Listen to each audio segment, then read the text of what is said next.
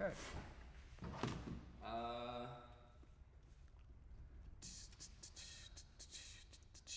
You gonna bring us in? What? I don't know. I'm just making noises.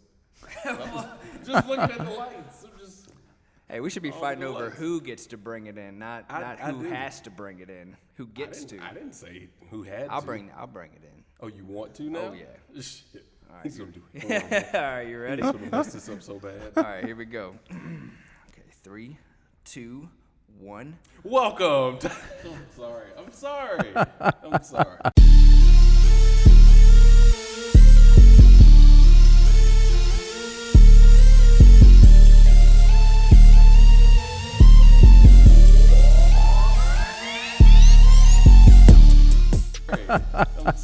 Go. No. Now you have to do it because I was ready for you to just keep going with it. You've screwed up my mojo, man. What? The ball's in your court, James. All right. Well, hey, welcome to another amazing episode of the Jiu-Jitsu by the Train Tracks podcast. I'm your co-host, James Anthony Williams, your host, Jeffrey F. Spain Jr., and we have a special guest today, Mr. Big Time Russ is here with us. How's it going, Russ? I'm well. How are you? That's well. Dr. Russ. All right. No, you're cool. But he's doing jiu-jitsu, so we call him Mr. There's none of that on the match, right? Oh, We call man. you Professor, right? Not really. I'm still a brown belt. So one day. He's still a brown belt. One day Still a soon. brown belt. So, we were really excited to have Russ out here. Russ is a blue belt in jiu-jitsu and also a oral surgeon here in Lebanon, Tennessee. What is the name of your business, by the way, out here? Tennessee Implant and Oral Surgery. And how long have you been in business? 18 years. Wow. Yeah, I've been doing it in private practice for 18 years. Wow. Mm-hmm. So those first few years, what was that like? It was interesting. Hung a shingle, didn't go in with anyone else, just went in on my own and knew nothing about business. You get no business training in dental school or oral surgery training or whatever, and just kind of thrown in the fire and went to work. And over the years, hopefully have improved and have a little better idea of how to run a business at least. But it was tough out of the gates. There wasn't any paydays for a couple years. Hey, man, 18 years in, though, and you still trucking. That's Yeah, awesome. we're still hanging in there. Yeah, Still you hanging in figured there. it out. Yeah. Yeah, as long as it's like you start looking at every single year that goes by, and you're like, okay, did we grow? Did we not grow? Where's my attention? Where's my focus? Is it where it needs to be? So it's interesting you say that. Right before I left the office today, I just looked at this first 2-week period roughly in April and compared it to when I started in this new location in 2006, and we've grown like 8 times revenue. So. Wow. Steadily grown over the years. Now I don't know what it looks like, the trend, but that's a comparison that I just looked at honestly before I left the office today. Wow. So That's awesome. yeah. So what drove you to oral surgery? Do you have other dentists or oral surgeons in the family? Or? No, I was the first one in my immediate family to go to college, and I got to college, and one of the programs that my dad worked at a factory, and one of the programs he had was they had a summer program you could go, and it was a tire factory. And I went and worked 3 summers at the tire factory, and I thought, I don't think I want to do this long term. And that's what a lot of people did back home, and I have a huge amount of respect for them. But I didn't know what I wanted to do. And so I was working also at a local hospital. I was doing emergency room insurance intake.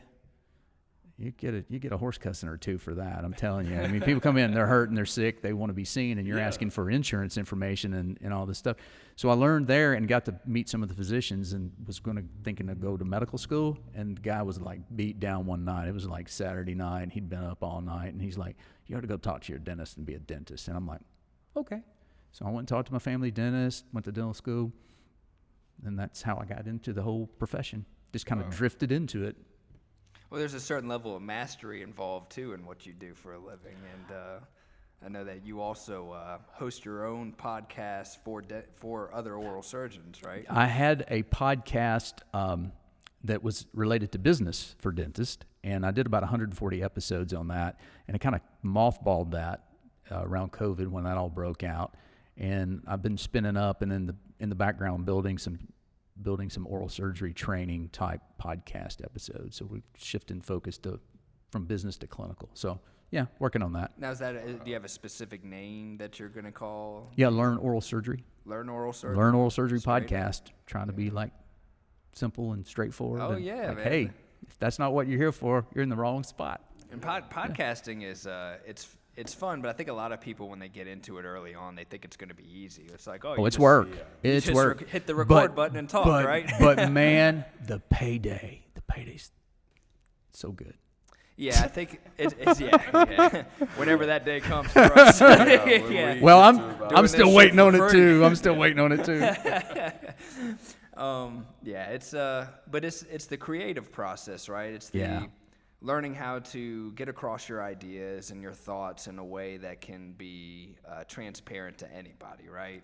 Anybody listening who maybe doesn't know about, how a podcast works, or, I mean, ultimately you have the technical setup part. You've got the recording. You got to go back and take out any, you probably don't have to worry as much as James and I do about taking things That's not out. true. That's not true. And I don't have a co-host. I just talk by myself, and I still edit the hell out of it. So, Yeah. Now, how casual do you get? Do you, do you ever use certain language, or you're like, then you pull this tooth out, and then you're like, I can't deny that I've not ever done that. So I'm going to subscribe after. yeah. So I have used that language in the past. So That's yeah, fun. I try to refrain from that on other shows that I've been a part of. But there's some out there that are pretty spicy. I wouldn't mind my dentist in my mouth saying, your teeth are clean as a mother. That wouldn't hurt my feelings. You lose no professionalism points with me if you start cursing while you cleaning my teeth. Nice. Yeah, James is willing to pay extra after that. Yeah, after that, yeah. Do you take tips? Where's the tip jar at? Yeah, I was thinking, it's like finding a niche of people who podcast, and then finding a niche of people who train jiu-jitsu. But then you have this special niche that you were telling me about of not only oral surgeons, but oral surgeons, dentists that also train jiu-jitsu. Do they also podcast too? It's like all three, or is it just... Some of them do. It's yeah. kind of like the trifecta, the triple threat kind of deal. That's crazy. Whatever. Wow. But no, there's really I call it a subculture of dental professionals that train jiu-jitsu. It's kind of crazy, isn't it? Yeah, what is the driving factor behind that? Casey's a dentist. Casey's a student of ours, Yeah. and he's... Are you serious? Yeah, Casey's a dentist. Well, we were in here, a couple Fridays ago, and I was a little early, and he walked in, and I'm like, I didn't know he was training jiu-jitsu. I didn't know he was a dentist. Yeah, see? But yeah, there's quite a few, and not all of them are in this area, but I know a few through podcasting and through social media network that do jiu-jitsu. So what's the correlation between dentistry and jiu-jitsu? I don't think there is one. Maybe it's the mental game, the puzzle, trying to figure out the puzzle. Maybe that's it. That's part of it for me. But I'll tell you, the main reason I do it, it's basically decompression from the office, from doing surgery or dental work all day long. It's pretty tedious, and it can be stressful. So this is the way I blow off steam. I get it, man. Yeah, man. When I think of what a dentist has to go through, I go in and my teeth aren't that Yeah. bad, but Yeah. I've seen some people's mouths, and I thought to myself, like, wow, I feel Well, sorry well- for whoever has to touch that. We're a well-loved profession, you know that. Now, my wife, she's a nurse practitioner now, and she absolutely hates going to the dentist. Yep. It's the vibrations of the drill on the teeth and all All that that. we're not well liked. Yeah, I mean, I get it. It's a tough job. Yeah. Because I think you think about it, you're probably worse off than a guy that's dealing with a manhole cover all day, because nobody wants to open their mouth. It's a dark, wet place that nobody wants you to be. So I get it. I get it, man. It's, You get a lot of those comments. nobody ever. How often do people leave the dentist and say, "Man, I really enjoyed that"? So I'll cut up some people. You can cut up with. You just have to be able to pick out the ones. And so we have several patients. I've had several patients. I've been fortunate enough that we could cut up a little bit. And I'll say, hey, now that furniture out in the lobby is kind of old, so don't be doing cartwheels when you come back for the surgery in a few weeks. And they're like, oh yeah, I got it, doc. I'm good. We cut up like that. So it's not a lot of people excited and looking forward to it. For sure. No, go ahead. I was going to say, so jiu-jitsu gives you a good outlet when you. Oh, yeah, it's a total mental outlet for me. Nice. I mean, you come in, it's physical. The way I explain it is that I'll come in, I'm mentally fatigued, not so much physically fatigued, because it's not that physical. I mean, there's some physical aspects to it. When I step onto the mat and then roll for an hour, whatever, and step off the mat, I'm more physically tired, but mentally I'm refreshed. It's weird. That's the way I explain it, and people look at me like, whatever, you're crazy. Okay, I'm crazy. I'd agree. I do, at my job, operations manager, that's pretty much 95% of my job is mental. Well, and the thing is, and this is my take on it, if you guys are, and I'm rolling with you guys and you're choking me, I can't really think about anything else right now, but Nope. I can't let this guy choke me, or I'm going to do my best to prevent it. So you've got to get your mind into the game and keep it there. Yeah. So you have to put all these outside distractions aside for sure. And I think that's part of why I love it so much and why I've been doing it. So, yeah.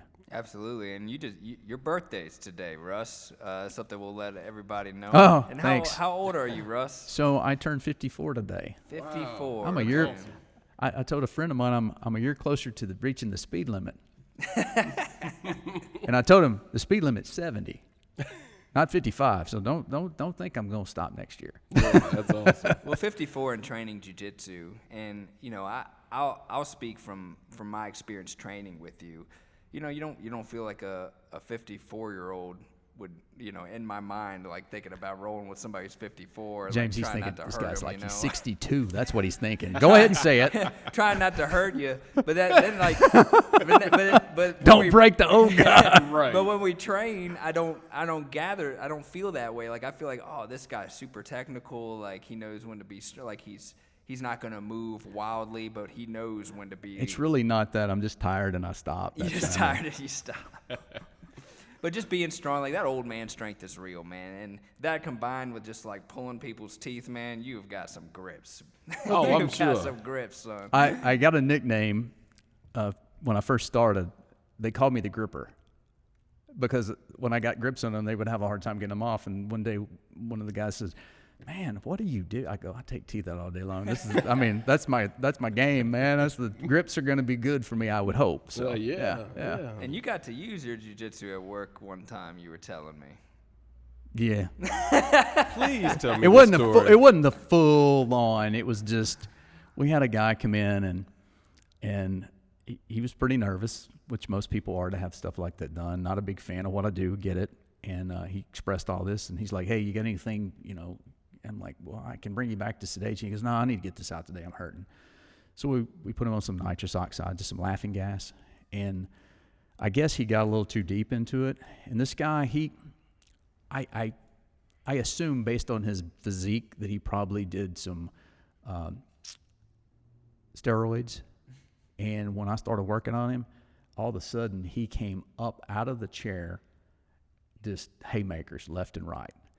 So fortunately, I was just in the right position. I just stepped aside and stepped behind him, and I just took an backside underhook and crossed over the top, almost like a seatbelt grip. Like a seatbelt grip. But I didn't connect him. Yeah. And I just He's too big. And he was too big. I couldn't reach around him. So I stood there and I set him back down. And I'm like, whoa, let's have a seat back down here now. And of course, then the mask popped off and he's looking around. I'm like, you're fine. You're in the oral surgery office. You're good. And that was it. It was nothing more than that. But of course, my team were like, what was that? I'm like, nothing. I just didn't let him get away because if he'd have hit one of us, it would have hurt. Oh, he would have done some damage because he was a big boy.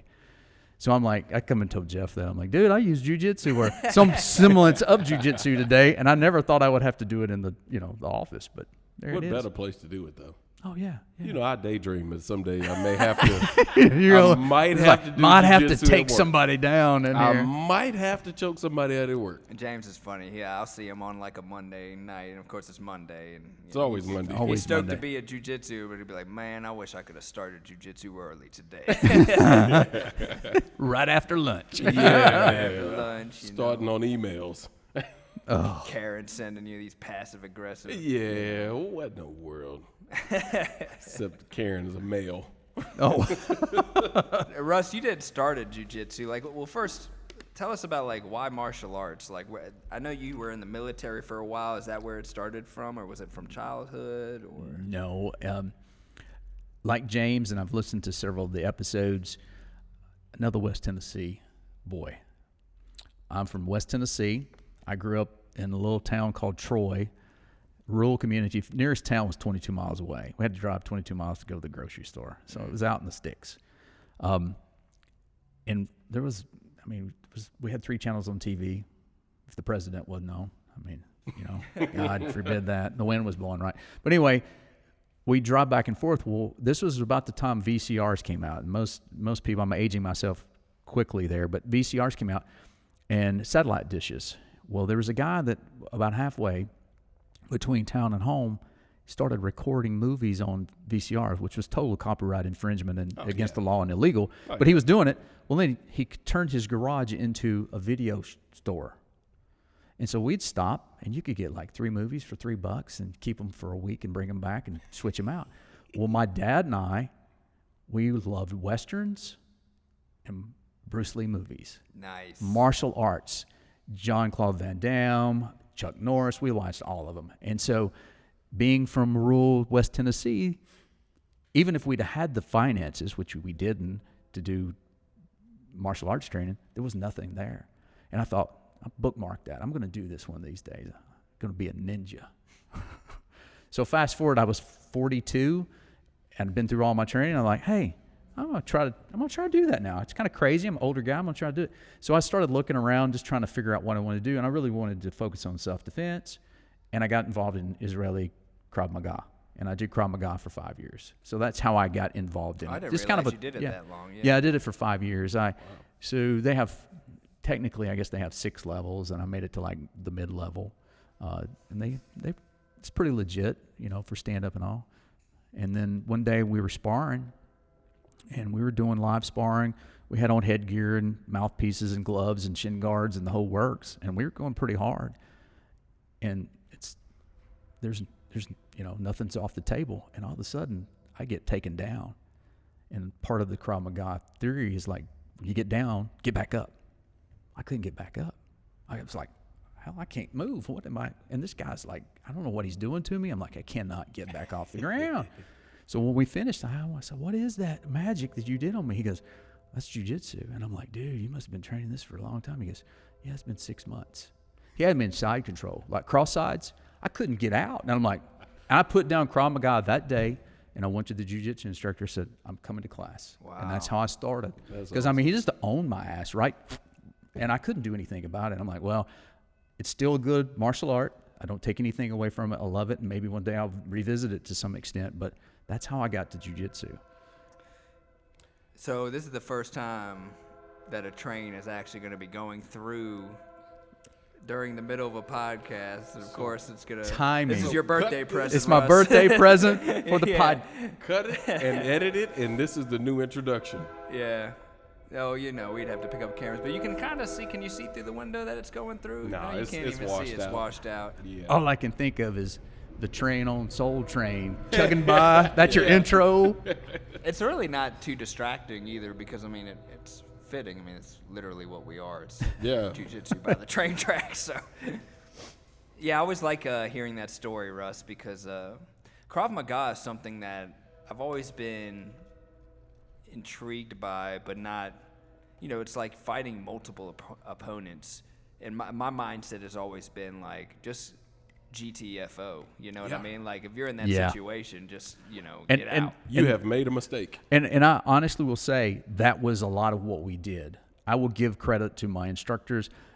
Situational awareness, just get out of there, give them your money, give them your car keys, go home. Go home safe, go home to your family. That was the first line of defense, and that was truly what we trained. Like, if you see this, don't get in it to begin with, and then if you do, try to get out of it without ever having an altercation. And that was, we talked about that, and we went and drilled that all the time. Yeah. So it was. See another day. Yeah. It's not worth it. It's not worth it. It's not worth it. Credit cards can be canceled.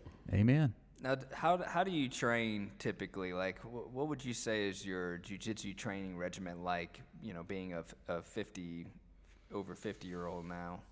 So I do a couple sessions a week with you, and I have 4 kids under the age of 11. So I was a late starter. My wife and I kind of late bloomers. I have a private practice. Jesus Christ. And so my time's pretty well taken up. And so what we do is I get up early in the morning and I go work out at the gym. So I'm up at 4:30. I usually in the gym at 5. I work out, 30, 40 minutes, do my strength training. I do HIIT training a couple of days of the week. And then I try to get a couple of sessions in here with you. I'm not to a point right now on my schedule to do evening classes. And then I'm an assistant baseball coach for my son's baseball team. So Saturdays are kind of blocked out too. So I have basically tried to fit my schedule to where I could get a couple of sessions in. And twice a week, I think, is great for anybody who is like trying to get started and feel it out, especially from a recovery standpoint. And that's a game too, especially at my age. I'd like to think I could do it 5 days a week. I don't know that my body would hold up. I'm to a point where I'm like, I can recognize it. Like we rolled earlier today, and we rolled for 20 minutes pretty hard for me, and I'll be fine today. Tomorrow afternoon and tomorrow evening, I'll feel it. It's not immediate. It's kind of a delayed muscle response, and I'll be sore and drugged down a little bit. So I don't know that I could even go 5 days a week hard. I might could drill and then do a couple of live rolls at some point, but that's just my game. I've been pushing the limits for myself lately in training, and what I found is a couple things. Like one, stretching before and after is just huge. Being able to like continue to limber up, because when we train, things are getting knocked out of place and like pushed together, bunched up together. You're like penciling yourself. I'm not stretching before I let you do that when you're rolling with me. I just let you stretch me. You usually you manage to do that well. But even in the days that I'm not like rolling, I'm still like having active recovery. Like, I'm still trying to do like jiu-jitsu movements just so that my body's geared up for when, I got to step back on the mat and battle some blue belts, Yeah. I personally like to, along the lines of the active recovery, I try to make everyday movements into something jiu-jitsu related, though. If I'm getting out of a chair, I do it like I'm doing a squat. Or if I'm getting up off the floor, I do it as a technical stand-up. Just every little movement you do, you just try to correct it with a jiu-jitsu movement. And it kind of I have to shrimp out of bed just because I'm 54 years old. Like if I start sliding down into bed and I got to scoop back up, shrimp back, shrimp out of bed. Yep. Oh yeah, I do that every morning. Yeah, you start to recognize how you do everyday things, and James complimented me the other day on how I was picking up things from picking up boxes. He's like, man, you got a nice squat there. Good technique. Oh, good form, huh? But I used to posture. work. I used to have a weekend job before I got full time doing this. I was working actually in a similar FedEx building that James works at. And is it okay if I say that you work at FedEx? Yeah, that's fine. I don't know if the FedEx police are going to come after you. I don't know. Man, they be coming in here like wanting some sponsorship money or something. I ain't got my badge. Yeah, I got my badge on, but we just won't show it. FedEx is on my shit list because we did a small business contest with them, and they didn't pick us. Man, not even a honorable mention. It's like, all right, FedEx, I see you. I see got you. my eye on you.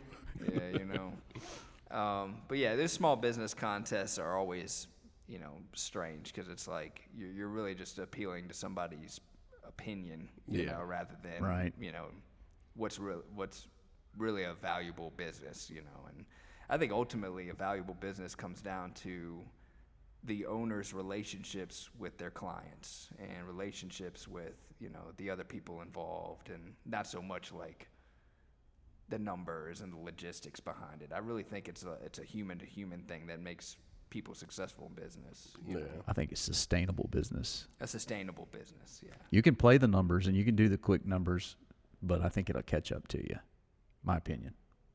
I got this thing, you mentioned relationships with customers, and I'm curious. I got this thing with ears. I'm looking at yours, and do your customers ever ask you what's going on with your ears? Yeah. Do you explain it to them, or I you do. just tell them I was born this way? And no, they Because look. yours are even. Like a lot they- of guys, they got a croissant on one side and a bagel on the other. yeah. Yours So look both like bagels. I'll get it a few times. Mostly it's from the former wrestlers. They'll pick up on that, you know. Yeah. And I've had a couple And of they wanna jiu-jitsu try guys. you. Well, they're just curious, and I'll tell you a story. And I'll just put a disclaimer. My wife pretty much hates jiu-jitsu and martial arts. She's not a fan. I think they all hate. She doesn't really care for it, and that's Just fine. the title wife. We identify with that. Yeah. Well, so when I had this one ear pop up like this, and I worked on it, did some self-work, being a surgeon, draining it and whatnot, and it still didn't work out well. So we were in Nashville at a school function for parents, and we were in one of these pretty nice restaurant bar areas, and we left early, so we got on the elevator by ourselves. It was like on the third floor of this building. And so we get on the elevator. There's two guys running the elevator, security. And so I leaned up against the wall, and my wife was between me and the guy running the board for the elevator. And this guy just kind of looks around my wife at me, and he looks at me, and he goes, "You a wrestler?" And I go, "No." He leans back, he goes, What's with your ear? And I'm like, "Jiu-jitsu." He goes, "Oh, I train too." I'm like, "Cool, man." So he's like, "What belt?" I was like, "I'm a blue belt." He goes, "Yeah, me too." I was like, "Cool." And that was it. And she's just fuming at me like, "See, I told you people notice that." I'm like, "Only other jiu-jitsu guys and only other wrestlers. Nobody really cares otherwise." Nah. I mean, well, I think in today's day and age, especially men, with the way how big mixed martial arts is and how much it's grown, people know what cauliflower ears is. Oh, yeah. It's like kind of common knowledge. Like, it feels more like common knowledge today that if you see somebody with those kinds of ears and you're in some kind of verbal altercation, just back away. So, Slowly. So my wife, not a fan of the cauliflower ear, and my nephews, I have a 15 and 13-year-old nephew, and my older nephew is a wrestler from out of Chattanooga. He's pretty good, and his father and his uncle were both like collegiate wrestlers, and none of them have cauliflower ears. And so after this happened, I walk in, and I'm just hanging out down there, and of course the dust had settled on the original injury, and my nephew looks at me, he goes, "Hey, Uncle Russ, is that a cauliflower ear you have?" I'm like, "Hush, boy." And he brought it right back to the surface, you know. So here we go again. Anyway, but yeah, I get a few questions. Oh yeah, I'm sure. I'm sure. Yeah, it's tough to appreciate it. You know, it's like you see guys like Randy Couture. You know, he's got some of the most messed up ears I've ever seen on somebody. But Randy Couture will say, you know, these ears have like gotten me treated like royalty in some countries. You know, like I mean, you know, Got my respect. I That's mean, for sure. boxers can get it sometimes. I mean, it's a combat sport symptom, I should say, because it's not really an injury, you know. It's more of a badge. Yeah, it's a badge. It's funny. Like, I think it's cool if you want to drain it yourself. We've had a guy actually went and got surgery for it, which we always bust his balls about. And they put him to sleep too. Yeah, he went under just to get his ear drained. So Yeah. he doesn't live that down. You know who you are. Yeah. Looking at the camera. This guy's actually coming back soon. He's been out because of from COVID, so we're really excited to have him come back too and train. A lot of people are coming out of the woodwork now that the vaccination is out. People are getting their shots and getting back into the world. We joked about talking about vax and anti-vax, but we're gonna push that. We're gonna topic. keep this I brought it up, but podcast we're gonna- rolling. Right. But you know what? You guys want to hear that, but we're not gonna give it to you. Nah. We're gonna push that topic off to the side. Keep it. Text me jiu-jitsu. later. I heard Nick Cage has his black belt as well. No, he doesn't. I haven't seen anything Googled on it. that. There's no way. Not From real who? Brazilian Jiu-Jitsu. Machado's. Hegan? No, he ain't a black belt. I feel like that would be all over the web. That's if what he the got internet said. voted. Well, the internet's gotta be always true. right. It's got to be true. Gotta be. Yeah. We I'm gotta not check even gonna the question source it. on that. We And gotta they check fact the checkers. source. We need some fact checkers. I'm gonna do that now, actually. I'm gonna embarrass myself and say that I broke down and watched the Jiu-Jitsu movie. His Yeah, with the alien yeah. sword fight.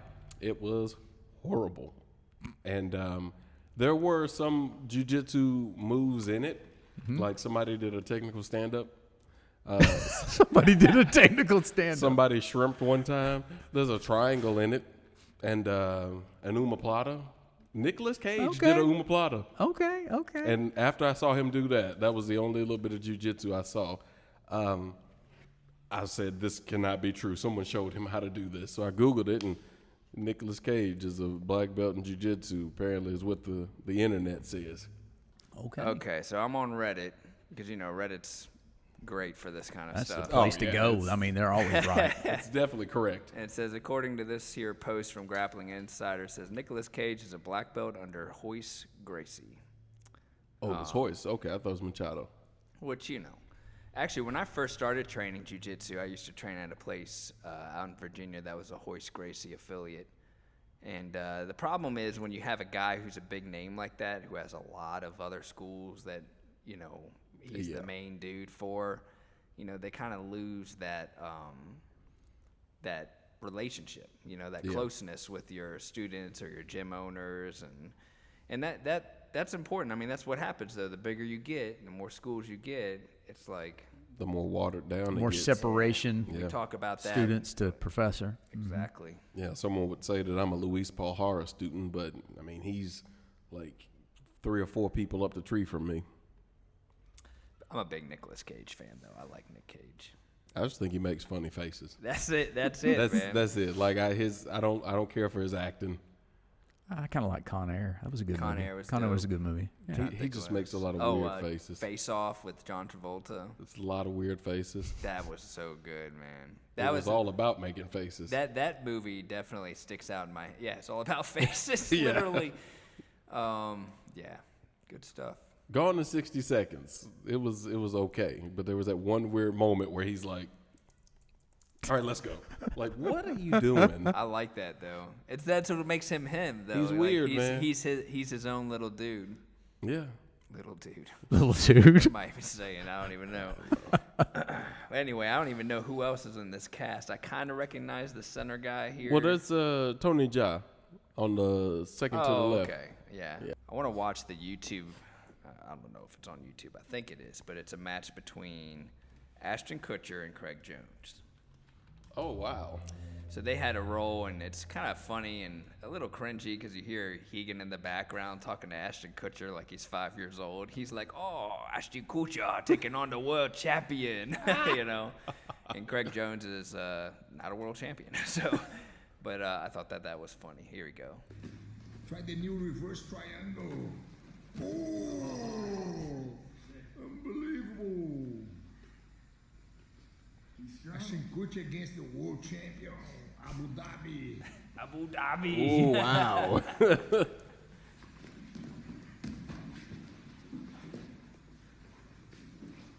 And so he's a purple belt at this point or brown belt? He is currently a brown belt. It looks like there's a purple belt out there, so I would assume that when he shot this video, he was a purple belt. So Ashton Kutcher's a brown belt now? A brown belt. Okay. Yes, Keep sir. your balance, Wesley. No, Kutcher, don't let him get your back. No, oh shit. Kutcher. He is talking like it's All I can say, puppet time. all I see is cat and mouse. Yeah, No see, disrespect, Craig no is messing disrespect, with but he's just messing with him. Yeah. Craig is a snake, man. Watch omoplata. Kutcher doing amazing, man. I listened to the Joe Rogan. You talk about Ashton Kutcher. He's talking about, Machado give him if he's a purple belt, careful, Kutcher. Machado give him a purple belt. He's a The purple reverse belt. It's triangle. legit. Get out Interesting. there. Yeah. Yeah. Because I think in Joe Rogan, isn't that his professor? No, Hegan- he's He Machado. he got his black from Eddie Bravo, right? Well, he's got that too from 10th Yeah. Planet. He's got 2 black belts. Oh, he's got that one too. Yeah, so the Machado that Joe and Eddie Bravo got their black belt from was not Hegan, but it was Jean-Jacques. Jean-Jacques. Yeah. And Jean-Jacques, he's one of the guys, like he's got, I think he has like a deformed hand. Let me see if I bring this up. But he's an interesting case study because he's a guy who literally has a handicap, and he's able to utilize his jiu-jitsu in such a way where it doesn't even matter. You know, Wow. like, Wow. Wow. Let me see if I can pull up. Well, while you're doing that, I just happened to see earlier today that Craig Jones and Gabi Garcia are potentially going to have a match. And they had a whole face-off, and it was absolutely hilarious. Gabi is like, she's serious, but at the same time, she's laughing at him like a joke. Craig shows up in this red bandana, wife beater, cut-off jean shorts, Crocs, and a 40, and is like just acting ridiculous. Like, hey, I can't open this. Can you open it for me? Oh, They do wow. a stand-up, wow. a face-off, and he's squatting down, so she's like a foot taller than him. They arm wrestle, and he kind of baits her to make her think that, yeah, I'm really going to try. And when they say go, he just flops. This flops it. I can't help but think, there's some entertainment value that they bring to that now. It's not as, maybe So you can't- talking out of turn. It's like, hey, old school UFC is a little different than it is now. It wasn't quite as it wasn't quite as mainstream and quite as sponsored, and there wasn't as money connected to it like it is now. So I don't know. It's a lot more personality driven. Yeah, know? yeah, Like, and people don't- hey, I like it. I'm not. Yeah. I'm a fan, but sometimes you're like, how much is this? Is a little over the top for me. So yeah. the fights are good though. Oh, yeah. Most of the time. Most of the time. Well, anything else, James? You got for Russ today? I think we've We covered some ground. covered some ground. We covered a lot of good topics here. I just find Russ to be an interesting individual who happens to be involved in the jiu-jitsu community, specifically with our team, which is cool. Cool to have him here. And from what I understand, he's interested in maybe stepping back out on the competition mats at some point. I've been thinking about it. I told him to talk me off the ledge the other day, James. I'm like, hey, He's tell the me off wrong the ledge, person. man. I'm crazy. I'm thinking about doing something here. And He's the like, wrong nah, person yeah. to ask. Is he? Oh, yeah. Yeah. Don't ask him to tell you not to compete.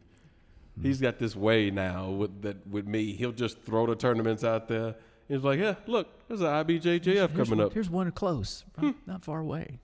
Yeah, I will use. I'll definitely guilt trip you for sure. So that made me think of something. Let me ask you, because you know this. I think this happened the last local tournament. You age out. You don't have a competitor, so you have to drop age bracket or whatever. Well, that's what I had to do.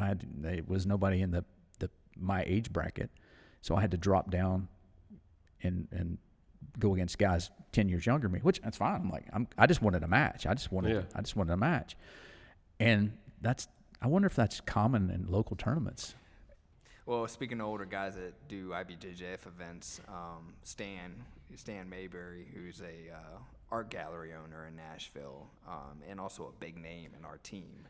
Which is another interesting connection. Art gallery owner and jiu-jitsu. It's like, I'd love to hear that story sometime and see how did that happen? Try to get Stan on. Yeah. Stan would be cool to have on. Yeah. He's a good dude, super helpful, and like when I was training for Pans, like he was just very like wanted to share his experience with me and what works for him and what's worked for he would do this before his matches, and I did it too because he told me to do it. But he would write himself a little post-it note. He'd be like, win the first match. Oh, okay. And then I put a post-it note like on my bathroom, say win first match. And then I would write another one, say win the second match. And I put that one in something like on top of my computer or something. So I would always like see these little signs, just to try to develop that that winner mentality. You know what I mean? Just to try to convince myself like this is what I'm going there to do. And like reinforcing those ideas and yeah, I think the placebo effect and using optimism as a weapon. I think that there's real power behind some of those things. So, Or I could just be crazy. a Whatever. little bit of both. We need to write us a note. Beat Jeff. Yeah. I do all the time. I got a journal that I keep, and every time I arm bar him or I get anything, I go back in my journal. Today was a good day. I armbarred Jeff. He got mad. and then you go and you've got a whole stack of those little stickies that's got the color codes that you just mark it, where you can just flip to it quick, right? You just Yeah. go through them real fast. Don't let me see those notes at your house. You'll never see them, Jeff. You'll never see Tear them. 'em, I'm gonna rip 'em up. Never happened. Nice. Well, Russ, I really appreciate you coming. Hey, out I here enjoyed it, today, guys. man. I like the show. I like what you're doing. It's entertaining. And I told Jeff the other day, I didn't get to tell you, James. You guys have got good chemistry together. You are entertaining and informative and fun. And I mean, that's what podcasting's about too. Nice. We Yeah, appreciate Yeah, it. thank you. Appreciate it. That Yeah, means a thanks for lot. inviting me. Helps us to stay the path. Thank you guys. If you enjoyed this episode, please subscribe to our channel, hit the like button, share it with your friends. We're trying to get you to click the bell. We're trying to get you to click the We're bell. trying to get you to subscribe. Tell your Yep. friends. Tell your Tell your friends. friends. Yep. Tell your friends. And And if James sees you in public, he might grab your phone and make you subscribe. I So, do that. I do dude, that. just tell him ahead of time that you're already subscribed, and then he Yeah. won't, you But really be subscribed. won't. But really be subscribed because he's gonna check. Because Don't double check you. Yeah. Awesome. Thank you guys.